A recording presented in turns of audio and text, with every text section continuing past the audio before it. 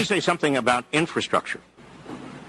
It seems to me that infrastructure spending is a very important and good way of stimulating the economy. The challenge will be to do it quickly, to find projects that can be done that have a high social return that also can be done with the greatest speed possible.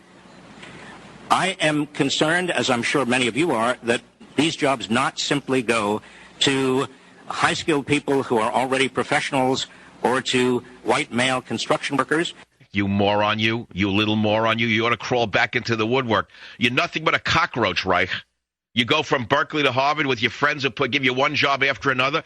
But you don't fool me at all, Robert Reich, because I saw what you did when you were labor secretary under Bill Clinton. Shortly thereafter, your lovely wife, sued Harvard University because they didn't give her tenure right away. Remember that, Reich? You little man of the people, huh? You fraud, you. You fraud, you. What a country we're living in, that a cockroach like this can get away with that. He got away with it because of the Lilliputians in the media who are not even reporting on this. Again, I want to reverse it so you understand where we are. Let us make believe that today, January 22, is a day that a conservative had won the election. Not that we had one running, but let's say we had a real conservative running. And the white male conservative had appointed someone to his economic council who comes up and says, I want to make sure that the jobs not go to black male construction workers. I want to know how long he'd be in office. The least represented segment of our society, which is the unconnected, poor white male, in this case, the white male construction worker.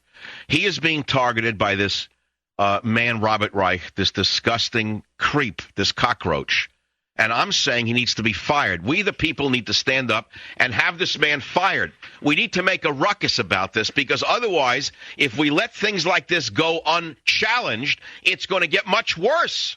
In other words, if a Lilliputian like Robert Reich can get away with this in the third day of Obama's presidency, tell me what might be going on in the third year of Obama's presidency if we don't stand up to this racist diatribe. Yes, I'm aware of the fact that we've entered a Marxist America. I know that. I live with it. I know that the government is extremely racist. I know that.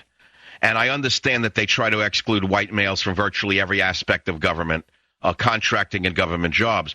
But to hear an economic advisor saying that the new money, the $800 billion or trillion, whatever they're going to put out in this construction area, not go to white males is kind of alarming, don't you think? Flawed as Bush was as a president, there was almost no racial enmity in this country. It's true that Al Sharpton and Jesse Jackson and a few other race mongers tried to stir up racial hatred, but they got nowhere. This country has been at relative peace racially for the last 8 years. I have seen and heard nothing but issues of race since this man became president. From the day the man has become president, from Reverend Lowry attacking white people to this little cretin saying white males need not apply, this is all about race. And we're supposed to look the other way? To me, the king has no clothes. Period. End of story.